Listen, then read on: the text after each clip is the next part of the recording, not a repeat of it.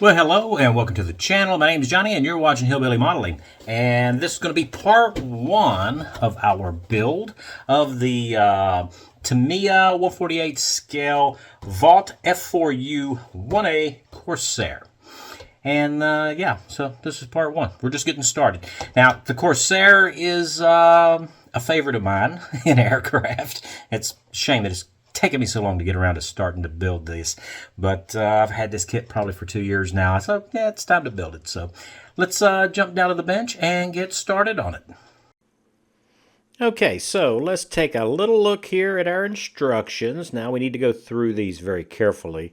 Just looking at our instructions here, there are some items that I'm just going to go through and highlight because there are some things that either need to be trimmed off, depending upon the configuration that we're doing, holes to be drilled, and little parts that need to be modified here and there.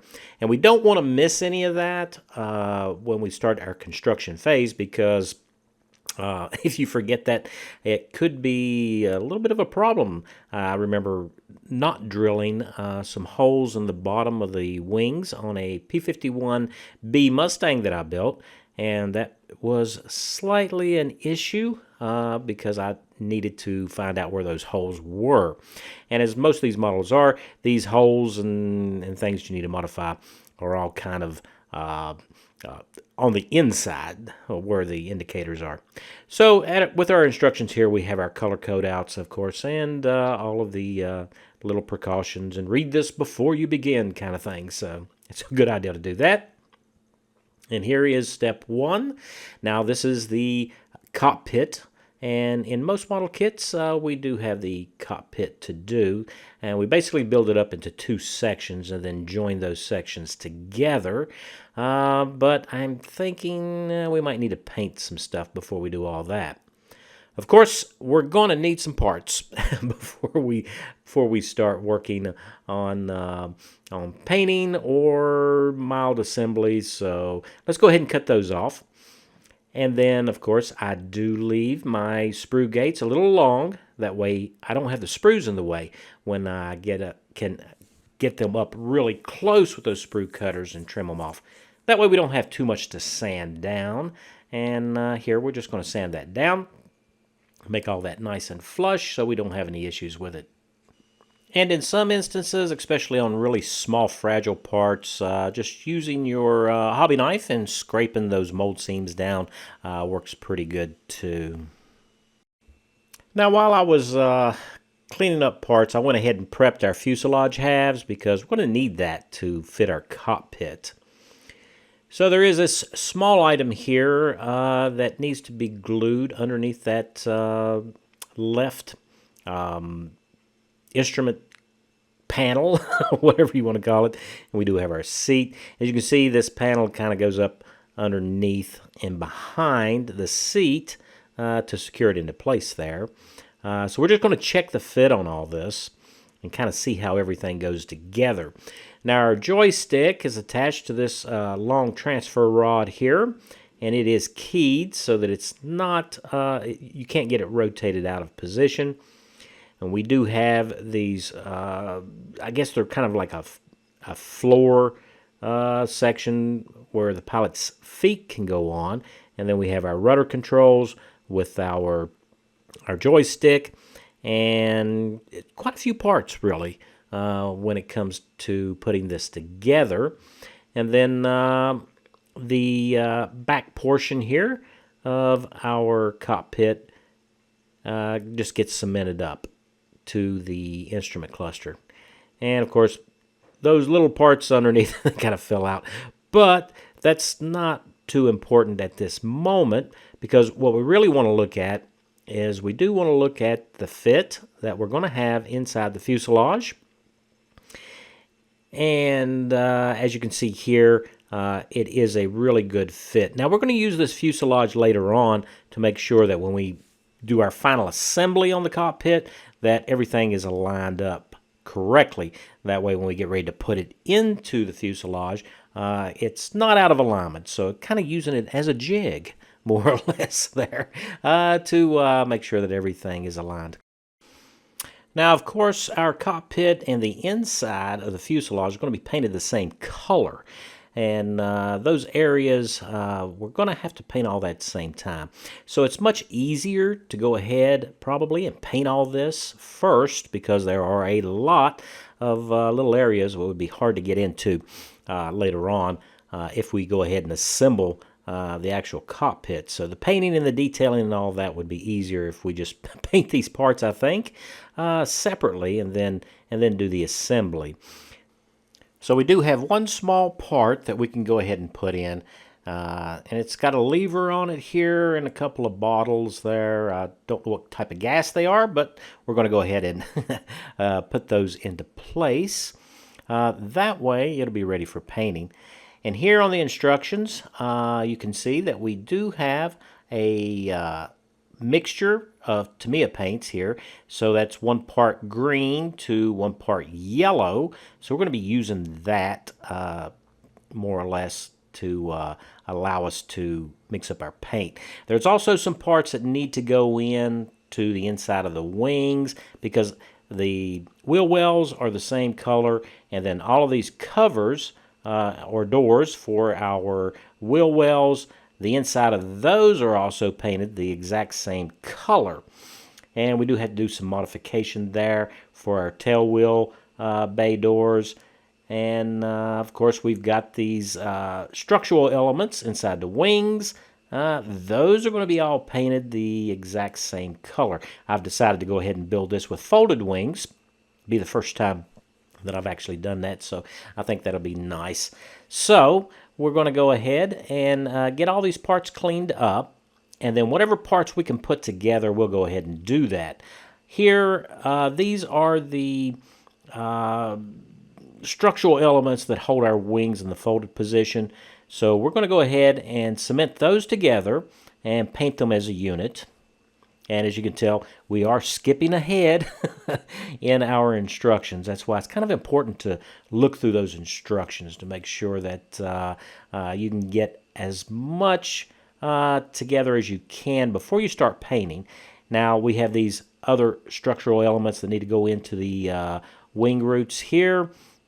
And this is the bay area for our landing gears, and we're going to go ahead and cement these in. It's not a lot of parts, but it's going to really pay off in the end, I think, by putting these together before we start spraying some paint. And as you can see, we have both our left and right wheel wells here underneath the wings to do, so we will do those. And there was a little bit of cleanup with some ejector pin marks and stuff that I've already done. And then, of course, we're going to mount everything on some tape here, as you can see, which really helps to keep all of these parts together. And there was a little ejector pin mark there that I had to fill on the hinge on that one cover. And I have marked out for a hole that we need to drill in the bottom of the fuselage section there.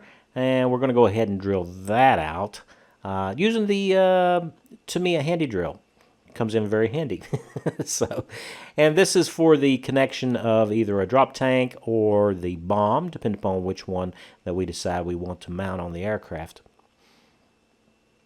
So we're going to go ahead and prep everything here that we haven't already stuck to the tape to get ready for paint.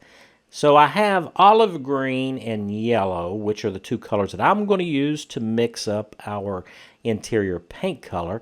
It does call for basic green, but I think the olive will be fine. So that's what I have, so that's what we're going to use. And we're going to mix up a 50-50 mixture of the two paints, which is going to get us a nice yellow-green, which we are going to spray there. Sorry about that shaking there in the video. Now when this yellow-green dries, it's going to be just a little bit darker than it actually is here in the bottle. So, looking through the instructions, we do have these two sections that goes right behind the cockpit on the upper portion of the fuselage.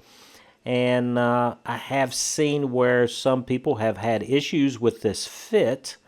So I think that it's probably okay to go ahead and insert the correct. Now, the reason why Tamiya did this is because there are two different versions of the aircraft that you can build. This particular one doesn't have the little cutouts on the side. So I've taped the left and right sections of the fuselage together, and we're just going to cement these inserts to either the left side or the right side of the actual fuselage. We don't want to get that center seam yet because, well, we've got to put our cockpit in there after painting. So what we're checking here is our alignment. And once it sets up fairly firm, we can go ahead and take the tape off, and we'll just separate the two fuselage halves. That way, that certain little area there, right behind the cockpit there, we can go ahead and finish up the seam alignment there. And I'm going to cement those into place. That way, when we put it together, it'll all go together as one piece, and it's not going to affect our painting. So with all that done, we can go ahead and spray all these areas and the covers and the wheel wells and all that stuff, that yellow-green that we're going to be using here. Now, I did not prime these areas, but I will tell you that craft paints can be a little fragile. Sometimes they don't stick too good to just polystyrene plastic, but that's okay because these are low traffic areas. So next up, we're going to use some black here, and that's just Vallejo acrylic flat black. And we are going to go back and paint some of these panels in the cockpit area where we've got switches and circuit breakers and controls and stuff. And I'm just picking out these panels. A lot of the photographs that I've looked at show that the majority of some of these aircraft were actually just all black, but I think having some green around there is going to look pretty good. And as you can see, we did some panels there on the fuselage halves, and we're not worried about the instrument cluster. We have a large decal to go there, and then for the left and right sections of the cockpit there, we did that. We did the headrest and also the grip for our joystick. And we got those all painted up. So for our seat rails, where the seat's mounted, we're going to use this XF56 here, metallic gray, which is going to give us a little bit more color down inside there. So we're just going to go ahead and paint those. And I'm not sure how much this is going to actually be visible, but it only takes a couple of minutes to do, and it may pay off big dividends in the end. So we'll go ahead and paint those for our seat mounting. That'll kind of give us a little bit more to look at down inside that cockpit area. So now we're going to use some Testors enamel. This is flat steel. And we're just going to be doing some dry brushing. Quickly going over all of these little circuit breakers and control surfaces here in these painted up black panels here. Kind of catch the edges there just to pull those details out, because we don't want them to fade in to that black paint. That way we can still see what's inside there. And of course we'll do the rudder pedals as well, where the paint would be wore off from the pilot's feet, being pressed on those rather aggressively at times. And of course you're going to have some wear areas on our seat as well, and so we're just going to go ahead and show some bare aluminum there. Now, you can use any color that you like. I like using the flat steel. It seems to give me a really good look, so I'm kind of partial to using that flat steel. And here we're just kind of stippling it onto the back of the seat, where, of course, a lot of that paint would have been worn off by the pilot. So we'll just take care of that. Give us a nice little look there of worn metal. Yeah, that looks pretty good. I'm kind of satisfied with that.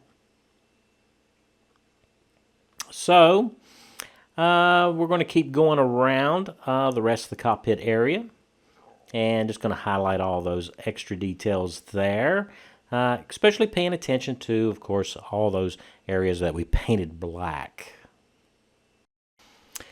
Next up, we're going to use a little bit of flat tan. Now, this is a tester's enamel as well, and I find that these enamels really dry brush much easier than any water-based acrylic paint will. So we're going to use this on the headrest. As you can see there, we want to show just a little bit of wear there because it just being all new and black really doesn't suit the aircraft. So we have some red, true red, and some daffodil yellow. So we're going to use these colors to come in and highlight rocker switches, you know, and little control items throughout the cockpit. And you can use all kinds of reference photos there. I have found that the actual layout of this cockpit doesn't really conform to a lot of the photographs that I've seen.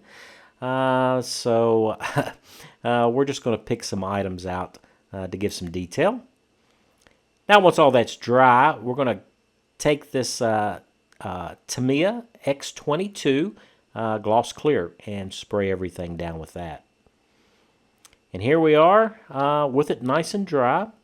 Now we have a decal to put on a couple of those areas, and we're going to start doing that. And I'm using micro set and micro sol to help us get those decals into place. A little bit of water, and of course a cotton bud or earbud or Q-tip, and then of course a piece of paper towel or a napkin to drain off all or dry up any excess water that we have on our decals. Now here we are going to trim these decals really close because that carrier film does extend beyond the colored portion of the decal. And keeping this trimmed down is going to keep us from having this issue with the actual decal overlapping the parts. So we'll trim the those panel decals really close.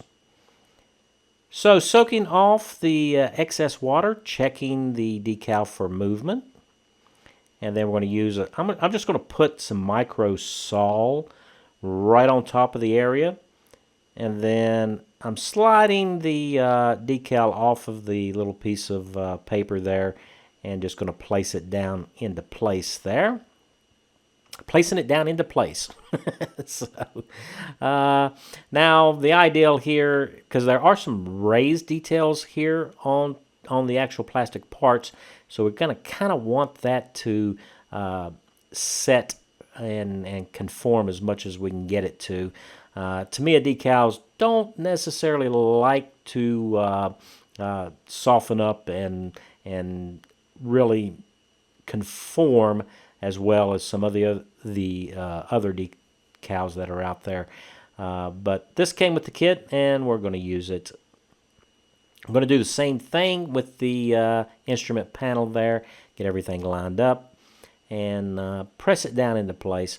Now we'll probably have to come in a couple of times to soften this decal and press it down.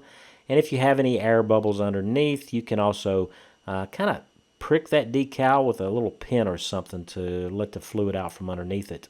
So yeah, it takes 4 or 5 applications here to get these decals to kind of settle down.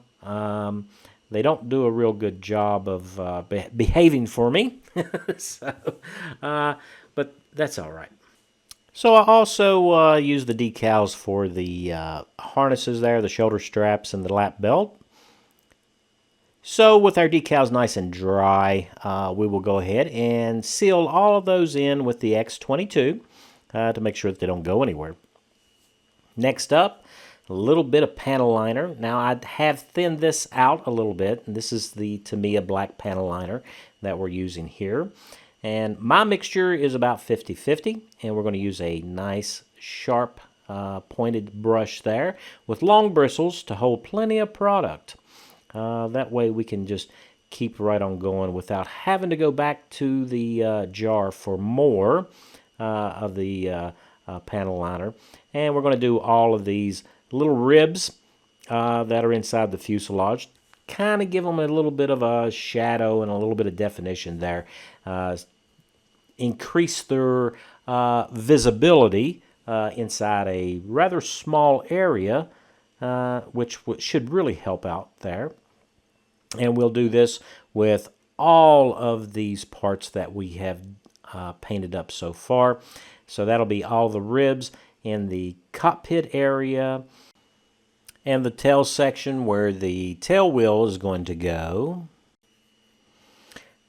as well as the bottom section here, the fuselage, and the wheel well areas as well, as you can see here. And there are some mechanism details there in that cross member that we need to get. And then, of course, we do have the structural elements inside the wings, which are going to be visible since we're going to have these folded wings. We need to go ahead and use it there. So when it comes to cleanup, since this Tamiya panel liner is an enamel-based product, we can use enamel thinner. This is just Tester's enamel thinner and a cotton bud here, and we just clean off any large areas where we don't want that panel liner to show through, and we'll just clean up all of our parts. And it's a good idea to take and look at this 2 or 3 times before you decide to move on. Otherwise, you may have something someplace where you didn't want it. Now, in these little bitty areas, you can use a brush to get in there and clean that up. So with that done, we can give everything a nice matte varnish finish here. And this is Vallejo's 100% resin type varnish, and it is water-based. So before assembly, we do have contact areas in our cockpit where we need to clean the paint off. That'll give us the best opportunity for our adhesive, the cement, to actually glue these parts together for us. So I'm just going to get down in those little bitty spots and areas there and scratch off a little bit of that paint and make sure that we have a good contact area there to assemble our cockpit. So one of the last things you want to have happen is after you've assembled the fuselage to have something come loose inside there because it's going to be really difficult to try to fix that.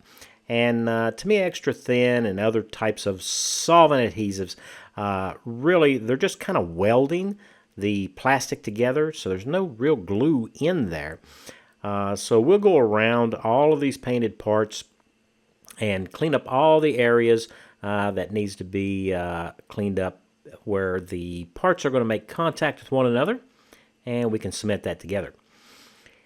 So I'm going to use this Tamiya thick cement here for a few of the items. Number one, we're going to go with the seat. The good thing about that thick cement is that it is actually a cement. And of course, you know, I'm not too worried about the seat coming loose, especially with this Tamiya thick cement there. It's not going to fall out. Now we can go ahead and place the left and right panel portions here of the cockpit, and it kind of slides in behind the seat area there, which you saw us cleaning up earlier. And as soon as we make sure that it is fully seated, we will take and put a little bit of Tamiya Extra Thin there so that it'll soak up and kind of wick up into those areas and keep that nice and secure for us. So I'm using the thick cement down here for those, I guess they're like heel runners or floor plates. And then we do have also the structure that holds our rudders in place. And we can go ahead and insert those. So those little footrests, or whatever you want to call them, we're going to go ahead and put those in first. And then we can slide our joystick and that transfer rod into that cross member that holds the rudder pedals. And once that's done, we can go ahead and put our rudder pedals into place as well. Now we've already put cement down into the holes. That kind of holds that into place. And this thick cement's going to give us a little bit of latitude here when we go to fit our cockpit to make any adjustments that we need to make. So we're going to continue on with cementing pieces together here. There's a couple of little pieces that kind of connect to that small structure at the bottom that holds our joystick. And then, of course, I'm using the thick cement again where these left and right panels connect to our instrument panel. So we're just going to thread this together and put those into place. Now that thick cement takes quite a while to dry, but it will allow us to make any minor alignment adjustments prior to it setting up fully. Now we're just going to stick it into the fuselage to make sure that everything is lined up correctly. Using that fuselage as a jig. Now we're not going to cement it at this point. We just want to make sure that everything lines up good and it looks correct. Now there is a little wishbone brace here that goes into the bottom section here. So we're going to go ahead and cement that into place because the front portion of it right there actually goes into a keyed area in the bottom of the cockpit. So we're going to need this into place. That way we can check the fit here. And as you can see, I have taped the fuselage halves together, so they're not cemented. We just put them together so that we can check the fit of our wing root and the bottom of the fuselage and make sure that everything is going to go together like we would expect it to, and that we haven't done anything terribly wrong that's going to keep it from actually fitting. So checking our alignments here, it's all looking pretty good, and the cockpit sets in there very nicely fit. Wonderful, wonderful engineering here on TAMIYA's part.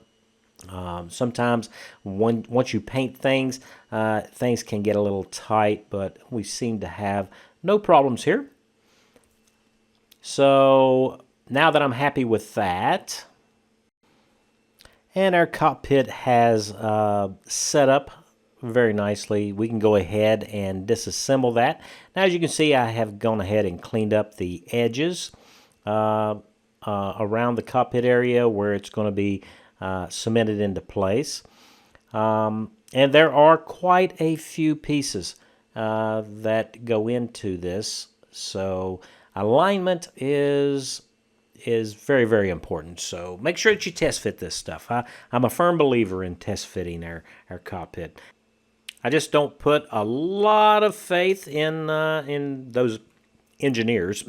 So there we go. So here we are with a look at all the items that we have painted up with that yellow-green. And as you can see, it's quite a few pieces there.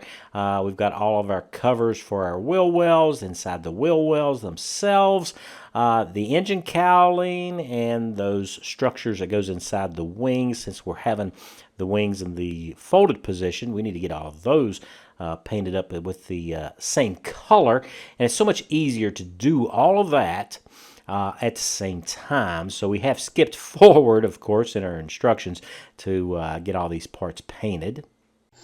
So it doesn't look like we got a whole lot done, but we did. We got our cockpit together, and I think it looks pretty good. Now, usually in a lot of the reference photos that I've seen, a lot of the panels and everything on the inside are all black. I decided to go with the green with just the actual instrument, the little panels, switch panels and stuff painted black. Gives a little bit more color differential there to kind of bring those little details out a little bit more. I did see a couple of photos that had those panels like that, but whether or not it's post-war aircraft that had been refurbished and whether or not it's actually accurate, I don't know, but well, I just decided to go that way. So let me know in the comments what you think, and if you think that that's a good way to go. A little late now, but that's what we're going to do. And it is a fairly complex assembly there, as you can see. So a lot more parts than what I thought it was going to have. Especially a 1/48 scale, a lot of times, is like 4 parts and you're done with it. So, but I think it looks good, and we'll be moving on to the rest of the build. I think part 2, we're going to concentrate on the engine. So that ought to be a lot of fun. So special thanks to all my subscribers. It's because of you guys that I keep making these videos, and I hope you enjoyed this one. And if you're new to the channel and not a subscriber, I hope that I earned your subscription today. So until I see you guys next week, stay safe.